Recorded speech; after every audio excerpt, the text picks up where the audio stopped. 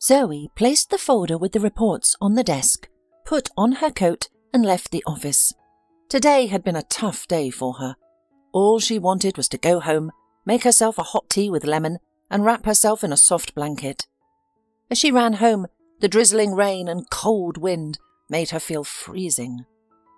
Upon seeing that all the lights were on in her apartment windows, Zoey immediately shivered and stopped. She realized that her husband was drunk. As she approached the apartment building, her suspicions were confirmed. From open windows, she heard loud music and her husband swearing with himself. The young woman knew that if she went inside now, she would have to listen to him all night. Tony would make a scene as usual, accusing her of all sorts of things. With a heavy sigh, Zoey sat down on a cold, wet bench. She didn't want to cry, but tears rolled down her cheeks like hail. Suddenly, she heard Tony's angry voice. "There you are! Who are we waiting for?" The man leaned out of the window, risking a fall, and kept mumbling more unintelligible curses directed at Zoey. "I'm coming," the woman said in a low voice. "I've just sat down to rest." However, that night the woman never got to rest. Tony yelled at her like a madman until morning, and only at dawn did he fall asleep, snoring at the kitchen table. Glancing at the clock, Zoey realized that there was no time left for sleep. After taking a shower, she had some tea and began cleaning the apartment. With a droopy look and red eyes from crying and lack of sleep, she went to work. As she was getting on the bus, she stumbled and fell into a huge puddle. The entire contents of her purse fell out into the muddy, wet sludge. Looking at her white coat, now stained with black drops, the woman cried in despair. An indifferent crowd of sleepy people rushed onto the bus, ignoring her. Well, don't cry," a man's voice nearby said. "Let me help?" "No need," Zoey sobbed. "Hurry and catch the bus, you'll be late." "I'm not in a hurry anywhere, and I can't leave such a wonderful woman in trouble." The man smiled. "My name's Ben, and you?" "Zoey." The man skillfully lifted Zoey out of the puddle, shook off her coat as best he could, and started picking up the items that had fallen out of her purse. "What should we do next?" Ben asked Zoey with a serious expression. "I don't know," the woman admitted honestly. She realized that she couldn't go to work in her current state, but she also didn't want to go home. Tony was most likely already awake and had started to hang over. His addiction to alcohol was a serious problem, and it seemed incurable. For 3 years, Zoey had been trying to help him overcome his alcoholism, but every day her hope diminished. "Come with me. I'm staying at that hotel across the street. You can stay in the room, get warm, and I'll quickly go to the store and buy you some clean clothes." "No, really, it's not necessary," Zoey objected. "No refusals accepted. If I fell into a puddle, would you leave me in trouble?" "No."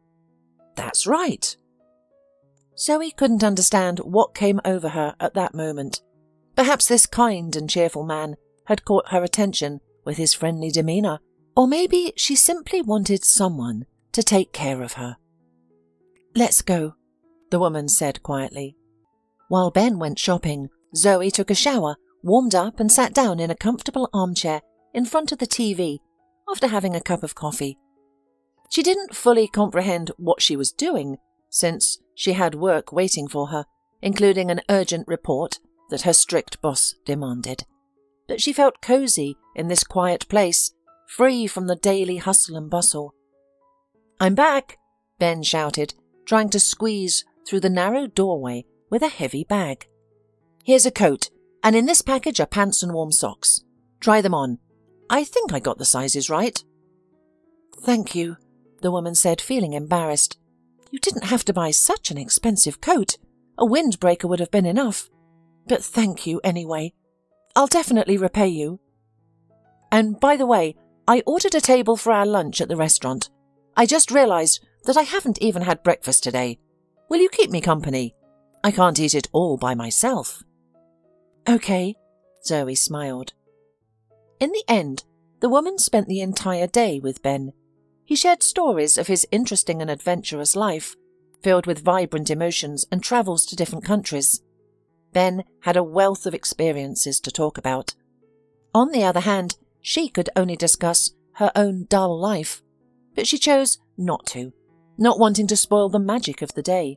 As evening approached, Zoey realized it was time for her to leave, but she couldn't bring herself to go. "I have to go," the woman said sadly with a smile. "Zoey, I wanted to tell you—" The man took Zoey's hand. When she felt his warmth, she forgot everything. The next morning, Zoey and Ben woke up early. The man opened the curtains, letting the sunshine in. "I'm leaving tonight," he said sadly, turning to Zoey lying in his bed. The woman wrinkled her nose at the bright sunlight and let out a sweet yawn. At that moment, she didn't want to think about him leaving tonight, or the fact that this fairy tale would end forever. She was happy in the present moment, and wished time would stand still, leaving just the two of them in the world. "Zoey, I don't know much about your life. You don't tell me, and I don't want to pry. Tell me, are you capable of making impulsive decisions that could change your destiny?" "I don't know." "Will you come with me? You'll never regret it. I don't know what happened to me, but I do know one thing. I don't want to be apart from you, even for a second. I guess that's what love at first sight feels like. Now, I have to attend to some business for a few hours. Will you stay? We can leave together in the evening." "But I need to gather my documents and belongings at least," the woman said, feeling confused. "Okay, tell me the address and I'll pick you up." "No need. I'll come myself," Zoey said softly. "Okay, I'll be waiting." Ben hugged the woman tightly, not wanting to let her go for a second. He didn't know what had enchanted him, but he realized he wanted her by his side always. Zoey walked home, feeling happy for the first time in years. The attention and compliments from men had long been forgotten by the young woman. Tony, her husband, rarely paid her any attention and never complimented her. He was not a bad man when he was sober. After every drinking binge, he would fall into a state of depression and beg for forgiveness from his wife. Things would seem to improve for a while, but before long, another drinking episode would occur, and the cycle would continue. Perhaps Zoey would have left him earlier, but she felt pity for her husband, especially since he had recently lost his parents. She knew that if he were left alone, he would fall through. But now she had an epiphany and realized that the best years of her life were passing by. With courage and determination, she decided to do something different from her. She would gather her documents and necessary belongings and leave with Ben. And whatever happens, perhaps somewhere out there she could find happiness. "Where have you been?" Tony asked in a despondent voice. Sitting on the edge of the bed with his head in his hands. Zoey guessed that most likely he had run out of money because he was completely sober. Ignoring her husband's question, Zoey quickly started packing her things into a travel bag. "Do you have any money?" Tony asked hopefully. "No, I paid the rent 2 days ago," the woman replied mechanically. "Where are you going?" Her husband jumped up alarmed. "I'm going on a business trip," Zoey lied, avoiding eye contact. She couldn't admit that she was leaving him and running away to an unknown destination with a strange man. Tony let out a heavy sigh and laid down on the couch. He tried to sleep, but his pounding headache prevented him from finding any rest. The words of his wife did not immediately reach him, and only after a few minutes did he realize that Zoey had never gone on a business trip. Her position had nothing to do with them. "Zoey, where are you going?" Tony rushed out into the hallway. "I've already told you," she replied. "Don't lie. Are you leaving me?" he asked fearfully. "Please don't go away." "Tony, I'm fed up. I can't live like this anymore. I'm sorry, but we're not happy together. Maybe after I leave, you'll find a woman who can help you become a better man and husband." Zoey lowered her head and sat down on the ottoman. She had hoped to avoid this unpleasant conversation, but she still had to explain herself. Perhaps it was for the best. She would set the record straight. Tears welled up in Tony's eyes as he looked at the woman he loved. He couldn't believe this was happening in reality, not in a dream. He couldn't let Zoey leave because he knew he would be lost without her. "My darling, my love, please don't do anything foolish. I know I've hurt you. I swear I'll never touch alcohol again in my life. We have our whole lives ahead of us. We can be happy. I'm sorry. I couldn't accept the death of my parents, and after that incident, I lost control. It won't happen again. Please don't leave me. I'll die without you." Tony knelt down, hugged his wife's knees, and began kissing her feet. Zoey silently swallowed her tears. She realized that her worst fear had come true. She couldn't leave him in this situation because it would be like passing a death sentence on him. "Get up," she quietly said after a minute. "I'm not leaving." She sat in the kitchen by the window, silently weeping. The thought of Ben waiting for her while she was in her despised apartment made her feel sick. But she couldn't do anything else. She couldn't abandon the man who needed her help and support so desperately. "You rest," Tony whispered. "I'll clean the apartment and then cook us dinner. Tomorrow I'll go to work. I'll work day and night. You won't need anything. I promise you won't regret believing in me. Do you believe?" "I do," Zoey whispered bitterly. Meanwhile, Ben had been standing near the window for 2 hours, looking out for Zoey. His train had left half an hour ago, but he couldn't leave without her. He still had a faint hope that she would come after all. He waited until morning. As soon as dawn broke, he realized that Zoey would never appear in his life again. He let out a heavy sigh, took his suitcase, and headed to the train station. After meeting this extraordinary woman, he was left with a bitter aftertaste. Only now did he truly understand what it meant to be abandoned. He was usually the one who dumped women, not the other way around. Zoey had been trying to forget Ben for a month. At first, she thought it was just a typical romantic affair, but over time she realized that his memory refused to leave her heart. Every day she regretted more and more how foolishly she had let go of such a wonderful man. Tony kept his promise. He didn't drink for almost a month, although he didn't bring any money home and spent more and more time on the couch complaining of poor health. Once she came home from work, Zoey saw that all the windows in the apartment were brightly lit again. It could only mean one thing. Tony had started drinking again. Zoey realized that she didn't want to step foot inside her own home. Instead, she decided to go to her friend's place. Quietly entering the apartment for her things, she saw Tony sitting in the kitchen, hugging a bottle and cursing to himself. Stealthily, she slipped into the bedroom, grabbed what she needed at this time, and rushed out of the apartment. "Hi," Tricia said, understanding everything without words.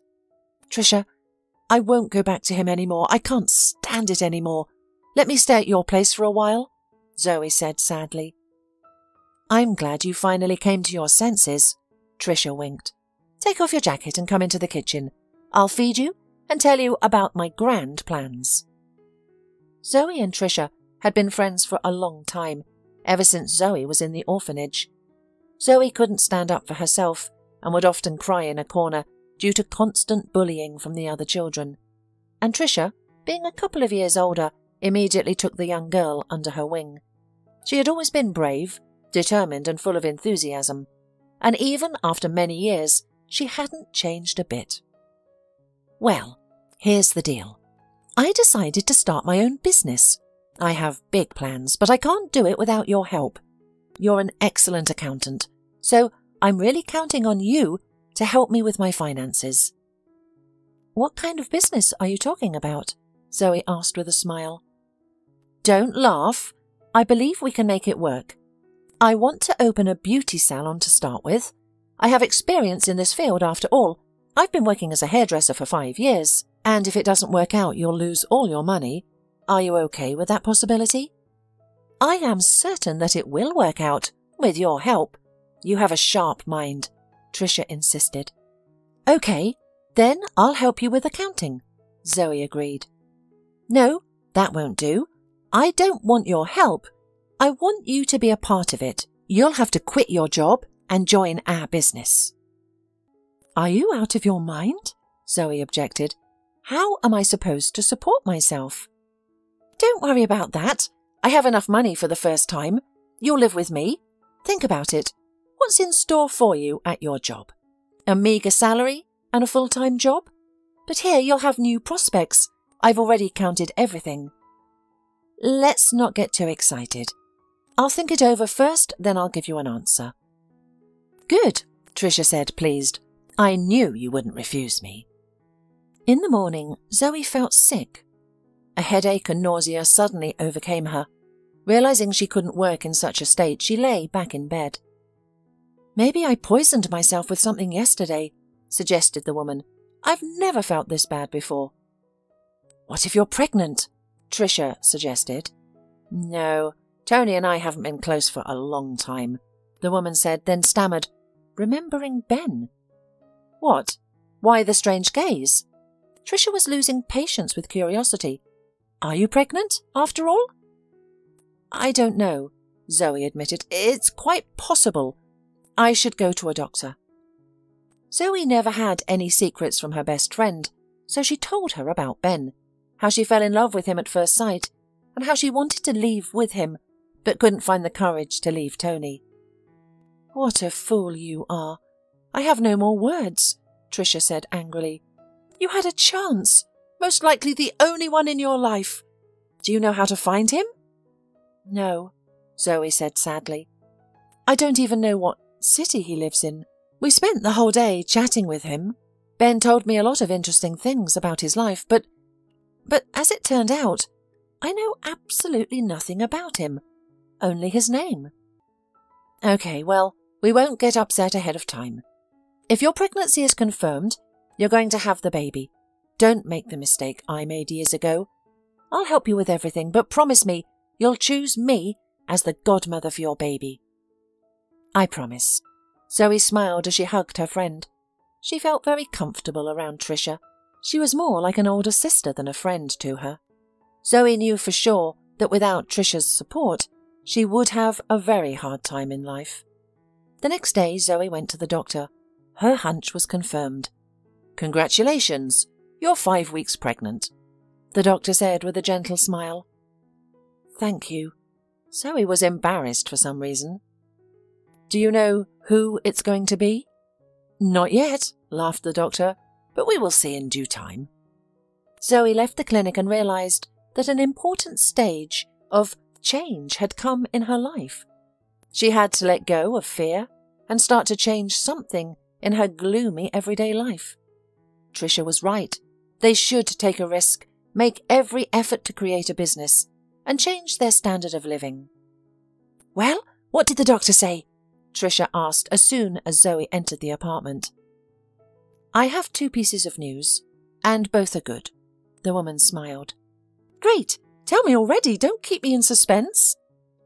I'm pregnant, that's the first news, and the second is that I've calculated everything.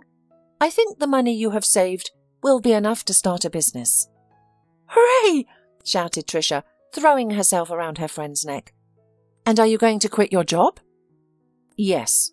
I'll write a letter of resignation tomorrow, promised Zoey. 6 months later, 2 friends were sitting in a small, cosy office. They had succeeded, thanks to Tricia's determination and Zoey's professionalism. Of course, the profit was still meagre, but it was there.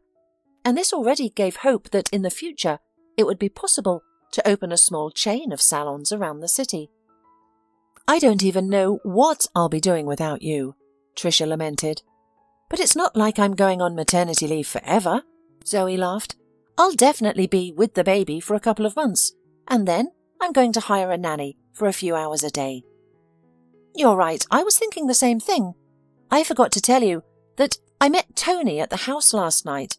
He was waiting for you and I chased him away, Tricia confessed. You did the right thing, Zoey said with a frown. I think the alcohol is making him crazy. After the last time we talked, I don't even want to hear about him. Is that when he suggested you keep the baby in the maternity hospital? Tricia grinned. How did he even think of such a thing? Yeah, he said, I'll forgive your affair if you give up the baby and forget all about him. You know, he needs a strong woman who can take him by the skin and shake him a couple of times. Maybe then he'd get his brain back in order. He's not a bad man, but he's killing himself, said Tricia. Perhaps you're right, agreed Zoey. Feeling a little sick, Zoey hurried to finish her business and went home early. She had been staying with Tricia until now. Her friend said she could live with her as long as she wanted, even for the rest of her life. Seeing Tony at the entrance, Zoey wanted to turn around and go back, but it was too late. Her ex-husband had already noticed her. Why have you come again? She asked in an angry voice.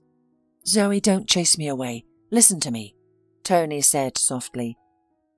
If you want to say your idiotic suggestion again, you shouldn't. No, I'm sorry, I was wrong. I agree. Come back home, please. What do you agree? Did I give you any conditions? The woman wondered. I agree to have your child live with our family, the man said, looking hopefully at Zoey. I am not well alone. Have you forgotten what you promised my sick mother? You said you would never leave me. I remember. But you also promised her you'd quit drinking and bring money into the family. I'll quit drinking, I promise, assured Tony. Moreover, I'll never reproach you with another man's child. Tony, stop it. Don't talk nonsense. We've parted once and for all. Leave me alone at last. All right, said the man quietly. Then lend me 100 until payday. I have no money even for bread. Take it, Zoey said, holding out some bills to him. Please, forget the way here. Turning around, she walked quickly into the entranceway. After such encounters, she became unbearably bitter. On the one hand, she felt sorry for Tony, but on the other hand, she realized that this could not go on for long. She could not sacrifice herself and babysit him all her life. Remembering Ben, the woman cried once more. She still couldn't forgive herself for that irreparable mistake. She could have at least said goodbye to him and taken his phone number. Maybe with him she could have found happiness. 3 months later, she sadly stared out of the window, watching the wind pick up large snowflakes, preventing them from reaching the ground. When she saw a man carrying luxurious roses approaching the maternity hospital, she frowned, trying to hold back her tears. No one was coming to her. Happy fathers were bringing bouquets to their wives and writing romantic notes. And one of them had even organised a small celebration under the windows yesterday. He was overjoyed about the birth of his daughter, but no one was happy for her little girl, except for Zoey and Tricia. 2 days ago, Zoey gave birth to a baby girl. It was already evident that Leslie was a spitting image of her father. Holly, your husband is here, Zoey smiled, and he's with the bouquet again. I'll give him a hard time, Holly, a neighbour in the ward, exclaimed. He's already spent so much money on flowers. It's his way of expressing his joy, Zoey explained. You're right. Emile has wanted a daughter for years. We have 3 sons. He said if I gave birth to a girl, he would carry us in his arms for the rest of his life, Holly boasted. He called all our family. He is going to celebrate the birth of our daughter. I don't know how you'll manage alone with your baby. You're so unlucky. You're mistaken, Zoey said angrily. 2 days ago, I became the happiest woman ever.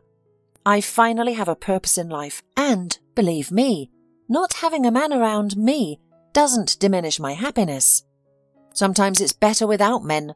Not everyone is as caring as your Emile. I'm sorry, I didn't mean to offend you. Holly hurried to apologise. But Zoey didn't take offence. She had long ago accepted her role as a single mother. It was her choice, and she didn't regret it at all. However, frankly speaking, I don't understand why you divorced your husband while being pregnant," Holly added, perplexed. "Holly, let's change the subject. I'm doing very well in my life. I just didn't want to live with my husband. That's it." "But is the child even from your ex-husband?" Holly insisted. "Yes," answered Zoey confidently, who was already tired of the general discussion of her life. So she put on her robe and went for a walk around the ward. The woman wanted to be discharged as soon as possible, to avoid hearing around the clock about how wonderful Holly's husband was and how unfortunate Zoey was. And finally that day came.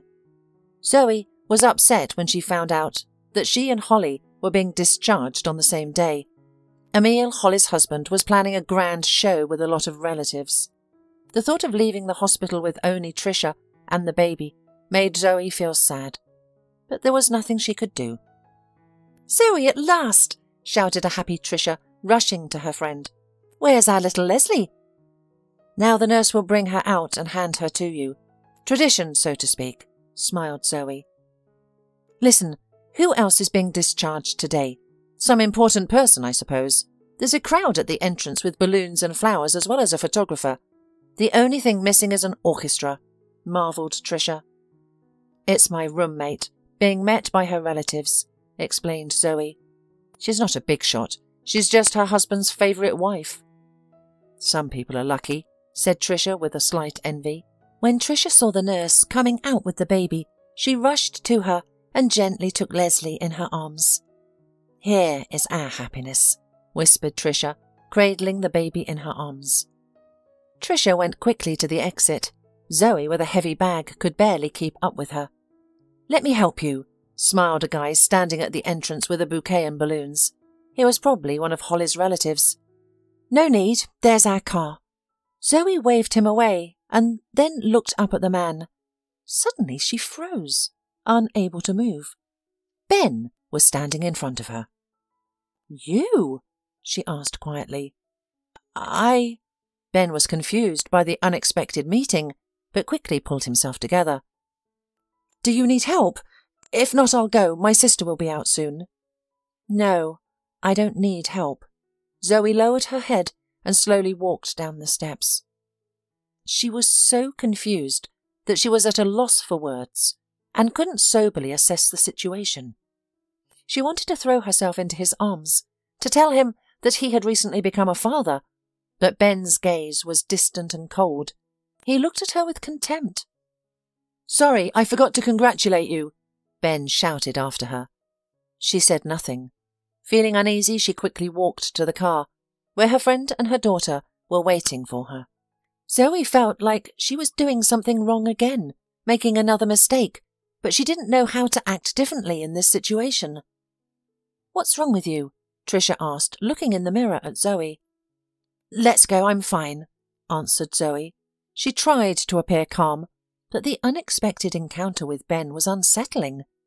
His contemptuous gaze was still in her mind.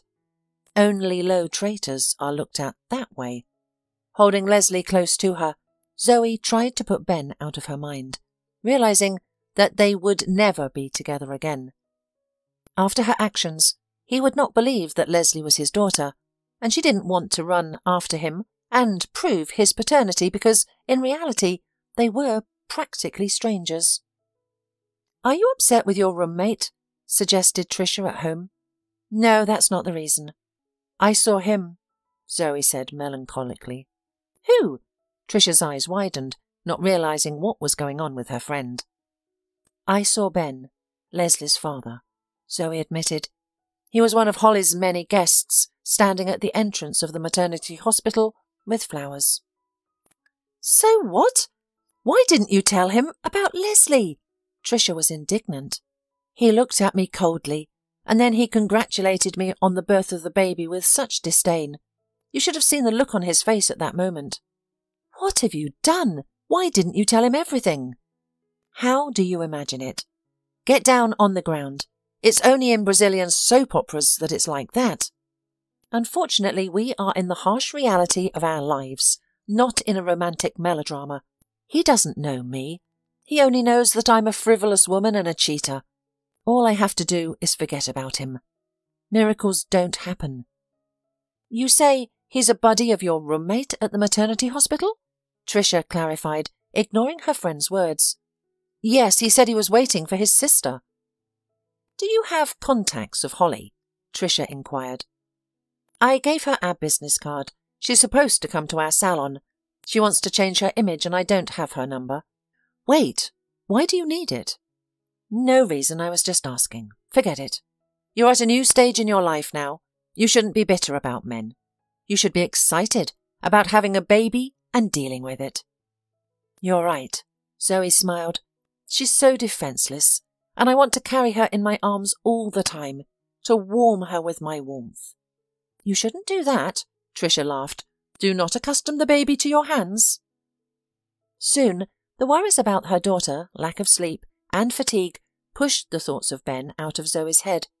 It was not easy for the woman because she had to deal with work as well. Tricia didn't know much about accounting. Hello, we're on Zoe's recommendation. She owns this salon. The pleasant blonde smiled. Tricia almost choked on her coffee. She realized that the woman she had been waiting for almost 2 months had come. Come in, please, Tricia invited. You must be Holly, Zoe's roommate. Yes, Zoe left me her business card. She was very complimentary about your salon. I thought I'd drag my husband here too. Emile just needs a haircut, and I need the whole range of services. Great, says Tricia. Let me take you to another room. The girls will take care of you, and I'll give your husband a haircut. Thank you, said the woman, with an arrogant look at Tricia. Tricia realized that she was unlikely to have a conversation with this lady. There was only one hope that Holly's husband did not suffer from delusions of grandeur, unlike his wife. Maybe a cup of coffee or tea. Your wife won't be free soon, Tricia asked Emile. I wouldn't say no to coffee, the man smiled. It's been raining since morning and I'm very reactive to this kind of weather. I wanted to lie at home in peace. It's my day off, but my wife had a firm intention to go to the beauty parlour. Tricia placed a cup of flavoured drinks and candy on the coffee table. She was very nervous about starting this conversation, but realised it needed to be done now or never. Emile, my best friend was in the maternity ward with your wife. They were discharged on the same day. I saw how excitedly you welcomed your daughter and spouse. The woman smiled. That's right. I was so happy about the birth of my daughter that I was willing to move mountains, Emile confessed. The thing is, there was a man among your guests. Ben, if I'm not mistaken. He's a relative of your wife's? Yes, he is. Ben is Holly's sister. He's rarely home, but I managed to reach him on the phone. He works as a captain on a cruise ship. Why do you ask? Emile regained his composure. The fact is that my friend and your relative are old friends. They saw each other that day outside the maternity hospital. Ben gave her his phone number, but she, being forgetful, lost it. My friend was very upset about it, Tricia lied, hoping her plan would work. Well, no problem, Emile said, taking out his cell phone. Write down his number and give it to your friend. Thank you so much. She will be thrilled, the woman exclaimed, almost jumping up and down. Tricia knew that she hadn't acted good. The woman had one principle in life. She never lied to anyone. But for the sake of the best friend's happiness, it was acceptable to deviate from her rules. After all, who else but her would help Zoe? Dialing Ben's phone number, Tricia clenched her fists, silently praying for her plan to work. She knew that the man probably wouldn't even listen to her and would simply hang up. Hello, I need to speak with Ben, Tricia said uncertainly when the man picked up the phone. It's me. What can I do for you? I'm Zoe's friend. Do you remember her? Recently you saw her at the entrance to the maternity ward. And? The man interrupted her irritably. I'm probably going to seem crazy to you right now, but I think you have the right to know the truth. The fact is, you're the father of Zoe's daughter. Are you out of your mind? Ben asked in bewilderment. I've only seen your friend once, not counting that meeting at the maternity hospital. What are you even counting on? Do you want to make money off me? It's not going to work. I'm not as simple-minded as you and your darling friend think I am. Well, I've put you on notice. Goodbye, Tricia said angrily, hanging up the phone. The woman was upset. She of course realised that Ben was unlikely to start jumping with delight at what he had heard, but she didn't think that he would take it like this. But after all, she didn't know what he was like. Well, okay, at least I tried. The woman cheered herself up. Early in the morning, Tricia was awakened by a phone call. She did not realise that Ben was calling. Hello, I'll be passing through your city tomorrow. Where can I find Zoey? The man asked sullenly. You can stop by our salon and we'll talk there. After yesterday's conversation, I'm not sure that you should meet my friend, Tricia replied rudely.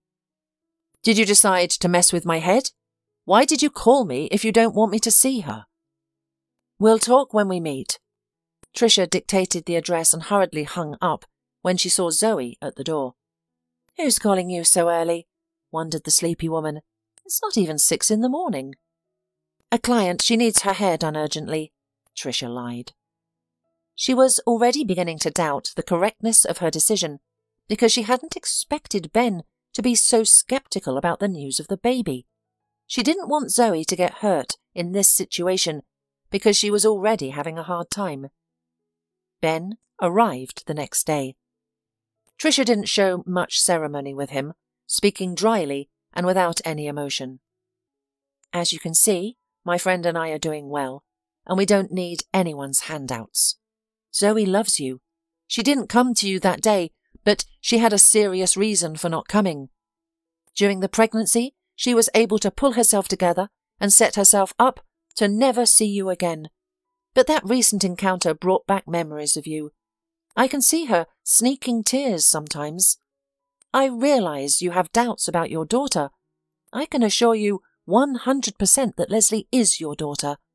I can see now that you and she are very much alike. I apologise if I offended you yesterday. I don't hear such news every day. At first I wanted to ignore your words, but they kept me awake at night and focused during the day. So I decided to find out the truth. Can I see Zoey? Perhaps we need to explain ourselves, Ben said calmly. Yes, that's why I tracked you down. Zoey put Leslie down and went to the window. She had been dreaming about Ben again tonight. She didn't know how long it would last, or when she could get him out of her heart and head. A quiet knock on the door brought her out of her sad thoughts. Covering the door to the room where the baby slept, she hurried to open the front door. When she saw Ben on the threshold, she turned pale and rubbed her eyes. For a moment she thought she was going crazy with love. Hi, the man smiled. Shh, the baby just fell asleep. May I come in? He asked in a whisper. Zoey stepped back from the door, letting the man into the apartment. Surprised and confused, she fell into a daze. Recently she had been thinking about him, realizing that it was unlikely she would ever see him again. And now he stood before her, so close yet so distant. How did you find me? Zoey asked, completely bewildered. Never mind. Would you kindly explain what's going on? I was told you had a daughter. My daughter. Is this true? True. I have no claim on you, and having a child doesn't obligate you to anything. I had a daughter for myself. It was my decision. At that moment, a child's crying could be heard from the room. Leaving the man in the kitchen, Zoey hurried to the child. He quietly followed her in. Your friend spoke the truth. Ben smiled, examining his daughter carefully. The girl unconsciously smiled at the man, as if happy to see her daddy. She's smiling at me, Ben marvelled. Does she really understand or feel something at that age? Of course she does, laughed the woman. They already understand and feel everything in the womb. Do you want to hold her? Yes. Ben took his daughter in his arms, feeling a sense of ownership.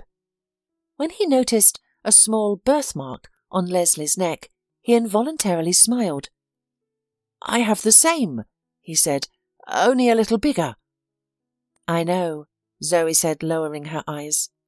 "I've tried to forget that meeting we had as best I could, but Leslie reminds me of you 24 hours a day." "Zoey, tell me, why did you change your mind about coming with me? After all, I waited for you until morning, hoping you would come." Zoey realised it was time for her to explain herself to Ben. She loved this man and didn't want to hide anything from him. She wanted to tell him the truth. She recounted everything as it had happened. She told him about her ex-spouse, his alcohol addiction, and how she couldn't bring herself to leave him that night. "At that moment, I didn't even think about the fact that I didn't have your phone number, and when I tried to find you, I realised I knew nothing about you except your name. A month later, I found out I was pregnant and immediately decided to leave my husband. This child opened my eyes to many things and made me realise that I was living my life wrong and that it was time to make some drastic changes." "Why didn't you explain everything at the maternity hospital?" Ben asked. "You would have seen the look on your face. I thought you were going to annihilate me with that intense stare of yours." "How was I supposed to look? What was I supposed to think? I thought you were happy with another man, and besides, how did Trisha find me?" "I have no idea," Zoey confessed honestly. "She didn't tell me anything. That schemer." "Will you come with me?" Ben suddenly asked. "What do you mean?" Zoey didn't quite understand his proposal. "I'm proposing that you come and live with me. Ever since we met, I haven't been able to settle down. At first I thought I would quickly forget about you, but then I realised that I might actually be in love. This was the first time something like this had ever happened to me." Ben walked over to Zoey, put his arm around her shoulders, and pulled her close. At that moment, they both felt like the happiest people on earth. Zoey wanted to answer yes, but the fear of the unknown held her back. Plus, she would be abandoning Trisha by leaving her alone.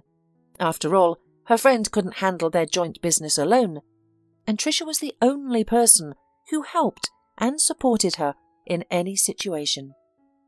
"All this is very unexpected. It's not easy to drop everything and leave. Let's not rush things, especially since Leslie is too young to travel like this." "So you're suggesting we wait until our daughter grows up? And when are we going to live?" Ben blurted it out with reproach. Zoey remained silent. Ben wanted her to leave everything and go with him to the ends of the earth. But now her mind wouldn't allow her to make such a rash decision.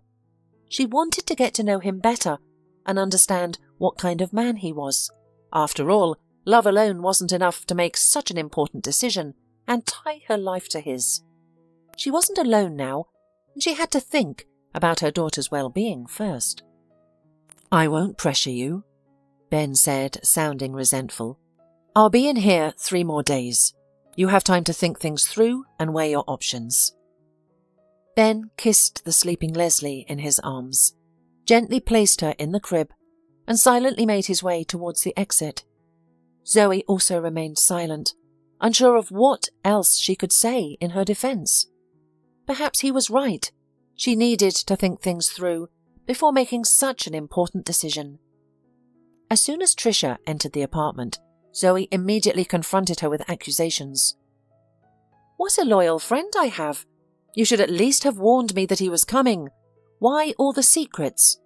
I thought we were close, and that there couldn't be any secrets between us." "I'm sorry," Trisha frowned. "I wanted to tell you about my plan, but then I was afraid you would forbid me from looking for Leslie's father. I only wanted what was best for you and your daughter. Did he hurt you?" "No."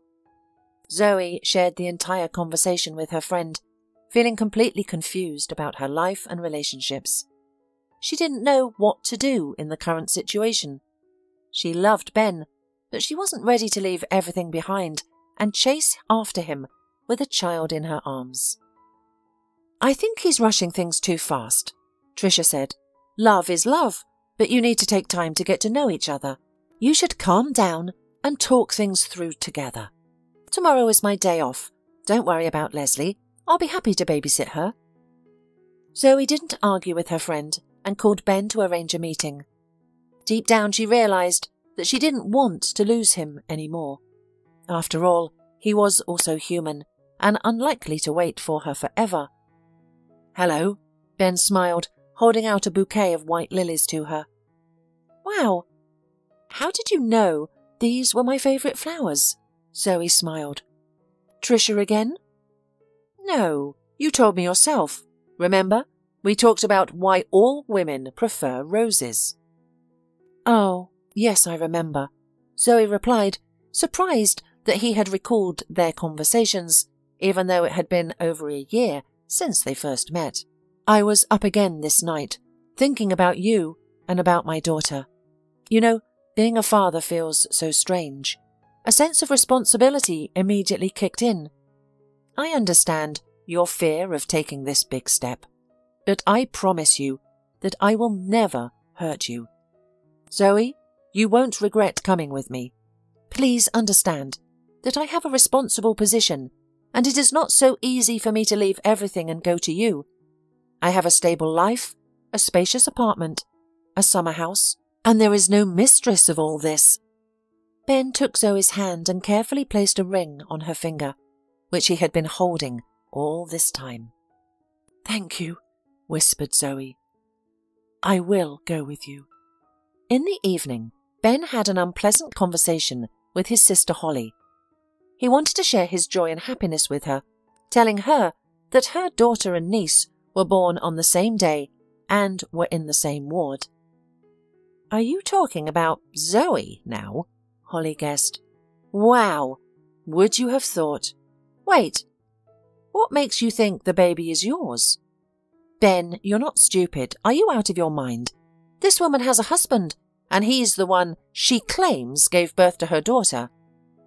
"That's enough," Ben interrupted his sister. "You can gossip among yourselves. I know that Leslie is my daughter." "You're out of your mind. She bragged to everyone in the maternity hospital that her husband is the father," Holly shouted. "I will never accept her into our family. She's so deceitful." "And you don't have to accept her," Ben retorted. "It's enough that I have accepted her into my heart and into my life." "You need to establish paternity first," Holly insisted. "No, let your husband establish paternity.